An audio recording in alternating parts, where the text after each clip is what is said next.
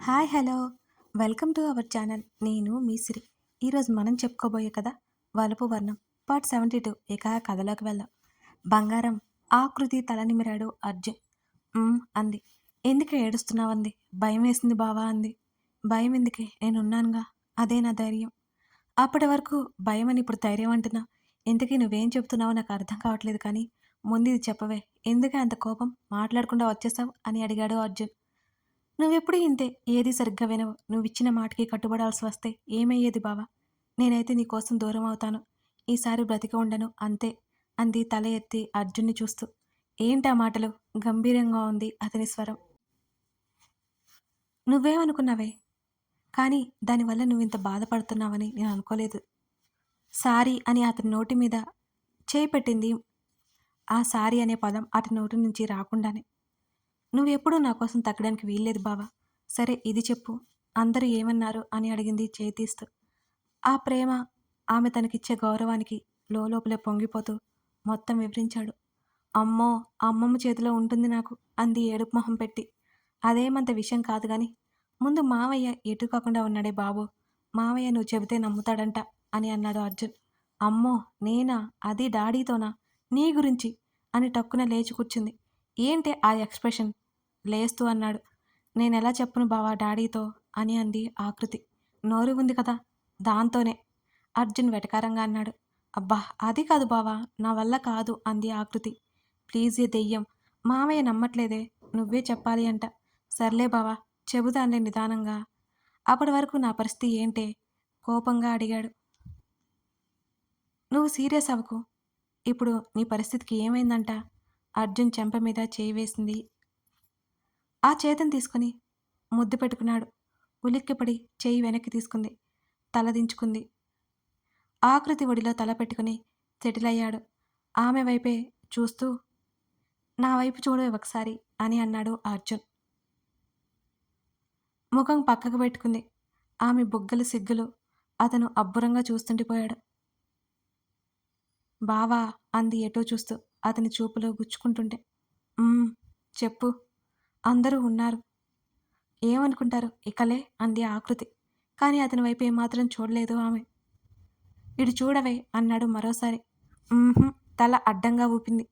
ఒకసారి అతన్ని చూసి చూపు తిప్పుకుని ఆమె చుబుకం పట్టుకుని సరిగ్గా తన వైపుకు తిప్పుకున్నాడు అర్జున్. అతని చూపులకి ఆమె తన చూపుని జత చేసింది. మెల్లిగా వంగి అతని నుదుటిన చిరుముద్దు పెట్టుకుంది. ఆమె నుదురు అతని పెదవులకి తాకింది. అప్రయత్నంగా ఇద్దరి కళ్ళు ఒక క్షణకాలం పాటు మూసుకున్నాయి. ముందుగా అతను తేరుకుని, ఇక వెళ్దాం పద అని అన్నాడు అర్జున్. ఆమె దగ్గర నుంచి లేచాడు. ఆమె అతన్ని అనుసరించింది. అందరూ ఒకరి చేతిలో మరొకరు చేతిని వేసి నడుచుకుంటూ వస్తుంటే పెద్దవాళ్ళకి కన్నుల పండగగా ఉంది. గుమ్మంలో నుంచి అప్పుడే లోపలికి వచ్చిన సుమిత్రను చూసి అర్జున్ చేతి నుండి తన చేతిని విడిపించుకుపోయింది ఆకృతి. ఆమె చేతిని దూరం అవ్వకుండా గట్టిగా పట్టుకోవడమే కాకుండా ఆమెను ఇంకాస్త దగ్గరికి లాక్కుని హాల్లోకి తీసుకొచ్చాడు అర్జున్. తలదించుకుని దిక్కులు చూస్తూ ఉండిపోయింది ఆకృతి. ఇప్పుడు మీ డౌట్స్ అన్నీ క్లియర్ చేసుకోండి అన్నాడు అందరినీ చూస్తూ అర్జున్. బంగారం, శ్రీనివాస్ పిలుపుకి వినిపించి తలెత్తి చూసింది ఆకృతి. వాడేమైనా బెదిరించి భయపెట్టాడా? నువ్వేం భయపడక్కర్లేదు, నేనున్నాను. నిజమే కదా? అర్జున్ అంటే ఇష్టం లేదు కదా అని అన్నాడు శ్రీనివాస్ ముందే. డాడీ అని అనుకున్నాడు సీరియస్గా చూస్తూ అర్జున్. ఊహూహూ అడ్డంగా తల ఊపింది ఆకృతి. అదిగోరా చూడు, ఇష్టం లేదంట.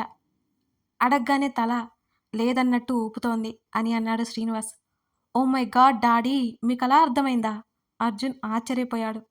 ఆ అన్నాడు శ్రీనివాస్ నార్మల్గా. ఆకృతి కంగారుగా చూసింది. దెయ్యం, నువ్వు హూహూ అంటే వాళ్ళేదో అనుకుంటారు. నోరు తెరిచి చెప్పవే అడిగాడు అసహనంగా ముఖం పెట్టి అర్జున్. ఎవరికి వారు లోపల నవ్వుకుంటున్నారు. గమనించినా కూడా ఏమీ చేయలేక మౌనంగా ఉన్నాడు అర్జున్. అర్జున్, నువ్వు నిజంగానే బేబీని బెదిరించావా అని సురేంద్ర కూడా అడిగాడు. మావయ్య, మీరు కూడానా అన్నాడు నీరసపడిపోతూ అర్జున్. ఇప్పటికి కూడా బేబీ చెప్పట్లేదంటే ఏంటి అర్థం అని అడిగాడు సురేంద్ర. ఆకృతి ముందుకొచ్చి ఆమె 2 చేతులు పట్టుకున్నాడు అర్జున్. అర్జున్ వైపే చూడసాగింది ఆకృతి. ఇదిగోనమ్మా మౌనదేవత, ఒక్కసారి కరుణించి కనికరించవే, అక్కడ మీ బాబు మా బాబు ఆడుకుంటున్నారు అన్నాడు ఆకృతికి మాత్రమే వినిపించేలా అర్జున్. ఏం చెప్పును అని అడిగింది ఆకృతి. ఆశ్చర్యంతో కళ్ళు పెద్దవయ్యాయి అర్జున్కి ఆమె అడిగిన దానికి. వాళ్ళు అడిగిన దానికి ఆన్సర్ చెప్పువే, నీకు పుణ్యం ఉంటుంది అని అన్నాడు అర్జున్. ఆకృతి తల ఊపింది. ఇంకోసారి తల ఊపానంటే మెడ విరిచేస్తా. దేవుడు నోరిచ్చాడుగా, ఇలాంటి వాటికైనా వాడు అని అర్జున్ అనగానే ఆమె ఉరిమి చూసింది అతని వైపు. ఆకృతి చూపులకి తనేమన్నాడో అర్థమయ్యి, నీకు నోరు ఊరుకోదు అని తన్ను తాను తిట్టుకొని, ప్లీజ్ మా బుజ్జి కథ చెప్పవే అని అన్నాడు బ్రతిమాలుకుంటూ అర్జున్. సరే అంది కోపంగా చూస్తూ. దేవుడా, ఇదేంటి ఇలా చూస్తుంది, ఇప్పటివరకు బాగానే ఉంది కదా అని అర్జున్ అనుకున్నాడు. సురేంద్రకి శ్రీనివాస్కి మధ్యలో కూర్చుని ఇద్దరి చేతులు పట్టుకుని, నాకు బావా అంటే ఇష్టం అంది తలదించుకుని. అందరి ముఖాల్లో నవ్వు విరిసింది ఆ మాటకి. ఆకృతి చెప్పిన విధానం చూసి అర్జున్కైతే ముచ్చటేసింది. ఇంతలోనే ఏదో గుర్తొచ్చి, డాడీ, మావయ్య అని అరిచాడు. అందరూ అర్జున్ వైపు చూశారు, ఏమైందో అన్నట్టు. మరోవైపు విండో నుంచి బయటకు చూస్తూ ఉంది వివిధ. చందమామ నవ్వుతున్నాడు. అందంగా నవ్వుతున్న అర్జున్ కళ్ళ ముందు మెదులుతున్నాడు. కళ్ళు మూసుకొని తెరిచింది. అర్జున్ బాగా గుర్తుకొస్తున్నాడు దానికి. ఒంటరిగా ఉంటే చాలు అతని ఆలోచనలే. అతనితో ఉన్న ప్రతి మూమెంట్ కళ్ళ ముందు మెదులుతుంటే వివిధకి కన్నీళ్లు ఆగట్లేదు అసలు. అన్నీ బావుంటే అతనితో ఉండేది సంతోషంగా, కానీ అలా జరగలేదు. ఎవరిని నిందించి ఏమి లాభం? విధి మహత్యం అనుకుంది వివిధ. ఒక్కసారి ప్రేమ వల్ల కలిగే సంతోషం కంటే బాధ ఎక్కువగా ఉంటుందని ఆమెకు అనిపించింది. ఇప్పుడు అదే స్థితిలో ఉంది ఆమె. ఎంత మర్చిపోవాలి అనుకున్నా తన వల్ల కావట్లేదు. తనకి ఎప్పటికీ అర్జున్ పరిచయం కాకపోతే బావుండు అనిపించింది వివిధకి. అతను కళ్ళ ముందుకు వచ్చిన ప్రతిసారి మనసు ఆగట్లేదు. అతన్నే చూస్తుండిపోవాలనిపించింది తనకి. అక్కడి నుంచి వెళ్ళేసరికైనా అతన్ని పూర్తిగా మర్చిపోవడం జరగదు, కానీ అతని ఆలోచనల నుంచి తప్పించుకోవాలి. అంటే తను అతని ఆలోచనలు చేరలేనంత బిజీగా అయిపోవాలని వివిధ అనుకుంది. మెల్లిగా ఉద్వేగం ఎక్కువైంది ఆమెలో. కట్టలు తెంచుకుని వచ్చిన కన్నీళ్లు తుడుచుకుంది మరోసారి. ఏడుపు శబ్దం పైకే వినిపించింది. తలుపు కొట్టిన శబ్దం. వెంటనే కళ్ళు తుడుచుకుంది. నవ్వుని ముఖం మీద పులుముకుంది. ఊపిరి తీసుకుని తలుపు తెరిచింది. ఎదురుగా విశ్వ ఉన్నాడు. అమ్మ అడిగితే ఆకలి లేదన్నావంట, ఇదిగో ఈ జ్యూస్ అయినా తాగు, లోపలికి వస్తూ అన్నాడు విశ్వ. లేటుగా తిన్నా కదరా, ఆకలి లేదు అంది వివిధ. ఈ జ్యూస్ తీసుకో, మధ్యరాత్రి ఆకలి కాకుండా ఉంటుంది అని వివిధ చేతిలో పెట్టాడు విశ్వ. చిన్నగా నవ్వి చేతిలోకి తీసుకుంది. వివిధ వైపు చూశాడు. ఏడ్చినట్టు తెలుస్తోంది అతనికి. వివి జ్యూస్ చిప్ చేస్తూ విశ్వని చూస్తుంది ఏంటి అన్నట్టుగా. జీవితంలో ఇలాంటి ఒడిదుడుకులు తప్పనిసరి. వాటి వల్ల జీవితంలో అన్నీ కోల్పోయామనుకుంటే ఎలా వివిధ? అంతకు మించి మనకి మంచి జరుగుతుందేమో ఎవరికి తెలుసు అని అంటున్న విశ్వను అయోమయంగా చూసింది. ఎక్కడో చదివాను వివి అన్నాడు ఎటో చూస్తూ. నా కోసమే చెప్పావు కదా, నేను బాగానే ఉన్నాను విస్సు అని అంది వివిధ. మరి ఇవేంటి? ఆమె చెంపల మీద ఉన్న నీటి చారలు తుడిచాడు విశ్వ. మౌనంగా తలదించుకుంది వివిధ. నీ బాధంతా తీరిపోయే వరకు ఏడ్చేయి వివి అన్నాడు ఆమె చెంప మీద చేయి వేసి. బాధ అదేం లేదు విస్సు అంది నవ్వు తెచ్చుకుంటూ. కానీ నవ్వు రానంటోంది తనకి. గుర్తు తెచ్చుకుని మరీ బాధపడే కంటే బాధ ఉన్నంత వరకు బయటికి పంపేయడం, ప్రశాంతంగా ఉండడం మంచిది అని నా అభిప్రాయం అని అన్నాడు వివిధ చేతిని పట్టుకుని విశ్వ.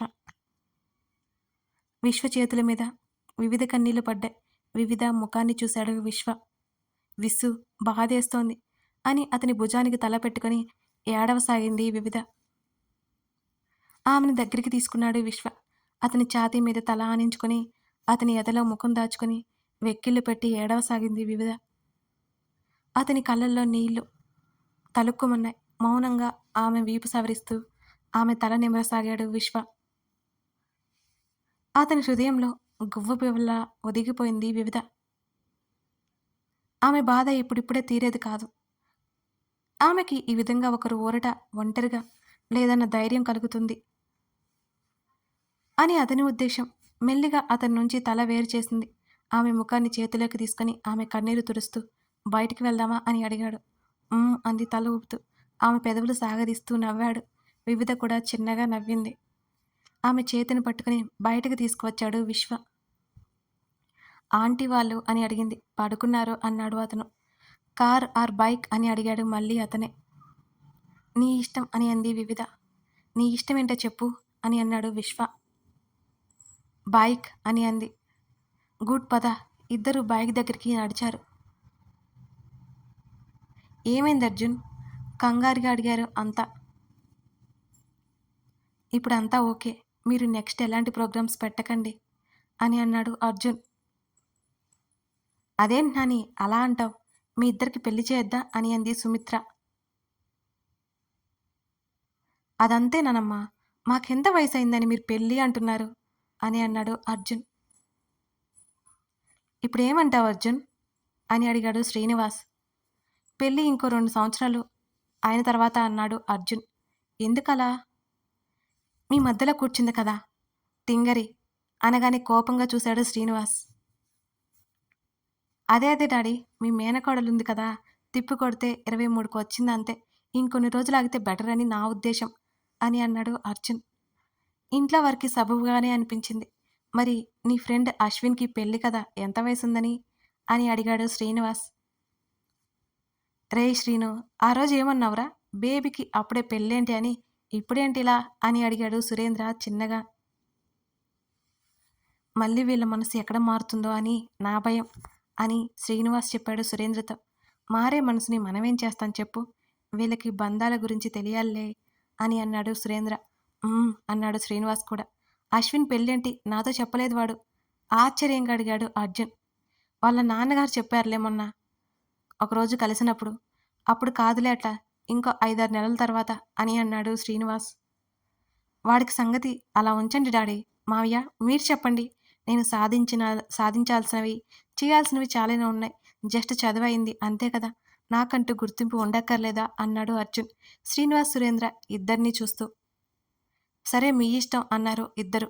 ఆకృతి వైపు చూశాడు. ఏదో ఆలోచిస్తూ ఉన్నట్టు కనిపించింది అర్జున్కి.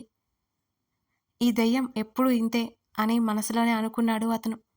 అవన్నీ సరే, మీ ఇష్టం మీ జీవితం, కానీ నా కోసం ఒక పని చేయండి అని అంది సుమిత్ర. చెప్పునమ్మా, ఏం చేయమంటావు? ఆవిడ పక్కన కూర్చొని చేతులు పట్టుకున్నాడు అర్జున్. మీ ఇద్దరి చేతుల మీదుగా పూజ జరిపించాలి అని అంది సుమిత్ర. పూజ అన్నాడు ఆశ్చర్యంగా.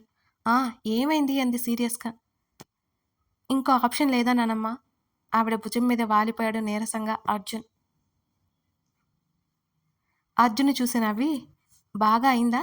ఎలా పూజకు రావో నేను చూస్తా అనుకుంది ఆకృతి మనసులోనే. అలాగే ఉండి కళ్ళు మాత్రమే పక్కకి తిప్పి సీరియస్గా చూశాడు ఆకృతిని. ఆకృతి ఉద్దేశం అర్థమై నోటికి చెయ్యడ్డు పెట్టుకుని ఆకృతి నవ్వింది. తర్వాత చెప్తాను నీ పని అని అన్నాడు గుర్రుగా చూస్తూ అర్జున్. అమ్మో అనుకుని ముఖం తిప్పుకుంది ఆకృతి. అప్పుడు అతని ముఖంలో నవ్వు వచ్చి చేరింది. బైక్ మీద ఒక సైడ్కి కూర్చొని విశ్వవీపుకు తల అంచి చుట్టుపక్కల చూస్తూ కూర్చుంది వివిధ. వివి పిలిచాడు విశ్వ. ఏంటి విషు? నీ క్లాస్మేట్ నీరజ గుర్తుందా? ఎందుకు గుర్తులేదు? నేను మీతో తిరిగితే తను నాతో తిరిగేది. 2nd ఇయర్ అవ్వగానే వెళ్ళిపోయింది. తర్వాత కలిసిందే లేదు. ఏమైందో ఎవరికి తెలియదు. ఇంతకీ తను నీకెలా తెలుసు అని అడిగాడు విశ్వ. అని అడిగింది వివిధ. ఈ మధ్య కనపడిందిలే. కనబడితే నీకెలా గుర్తుంది అని అడిగింది డౌట్గా. తనకే నేను తెలుసంట. నీ గురించి అడిగింది. నీకు నెంబర్ కూడా ఇవ్వమంది. అంతే జరిగింది, నువ్వేదో ఊహించకో అని అన్నాడు విశ్వ. వావ్, నీరజ బాగుంటుంది కదా, లైన్ క్లియర్ చేసుకోబోయ్, ఈ పాటికి మాటలు మొదలుపెట్టే ఉంటావుగా అని అంది వివిధ. అమ్మా తల్లి, చెప్పాను కదా నీ గురించి అని, నువ్వెక్కువ ఊహించుకోకు. కాలేజ్ డేస్లో అంటే సరదాగా అందరితో మాటలు పెట్టేవాన్ని. ఇప్పుడు ఇంకా అలాగే ఉంటానా ఏంటి అని కంగారుగా అన్నాడు విశ్వ. అబద్ధం చెప్పకు విస్సు, నీ గురించి నాకు తెలీదా? కనిపించిన ప్రతి ఒక్కరిని ఫ్లడ్ చేసేవాడివి అప్పట్లో. ఎవరైనా వింటే ఏదో అనుకుంటారు, నేను మాటలు మాత్రమే కలిపేవాణ్ణి అంతే అన్నాడు ముఖం చిన్నబుచ్చుకుని విశ్వ. అబ్బబ్బా, సరే అవన్నీ వదిలేయ్. ఇప్పుడైతే నీరజ నచ్చింది కదా, చెప్పు చెప్పు అంది ఎక్సైట్ అవుతూ. అదేం లేదు వివి, ప్రామిస్ అన్నాడు తల తిప్పి వివిధని చూసి. మళ్ళీ ముందుకు చూశాడు విశ్వ. పర్లేదు విస్సు. ఏదైనా ఉంటే చెప్పేయి. ఆంటీ, అంకుల్‌తో నేను మాట్లాడతా అని అభయం ఇచ్చినట్టు చెప్పింది వివిధ అతనితో. నా మనసులో నువ్వే ఉన్నావు వివి. ఎప్పటికీ నువ్వే ఉంటావు. నీ స్థానం ఎవరికో ఇవ్వమని నువ్వే చెబుతున్నావా అని విరక్తిగా నవ్వుకున్నాడు విశ్వ. కానీ ఆ విషయం ఆమెతో చెప్పలేడు. ఇదిగో నవ్వుతున్నావంటే నిజమే కదా అంది విశ్వ భుజం మీద కొట్టి. నేనేదో గుర్తుకొచ్చి నవ్వాను అని అన్నాడు విశ్వ. అవునా, ఏం గుర్తుకొచ్చింది అని అడిగింది కళ్ళెగరేస్తూ విశ్వ భుజం మీద తలపెట్టి. పాత వివిధ కనబడుతుంటే హ్యాపీగా ఉంది అతనికి. కథ నచ్చితే లైక్ చేసి మీకేమనిపించిందో కామెంట్ చేయండి. అలాగే మన స్టోరీస్‌లో 'ప్రియానిదాన్ని' అనే స్టోరీస్ మన ఛానల్‌లో పూర్తిగా ఎండ్ అయిపోయిందండి. ఓసారి లుక్ వేయండి. Thank you.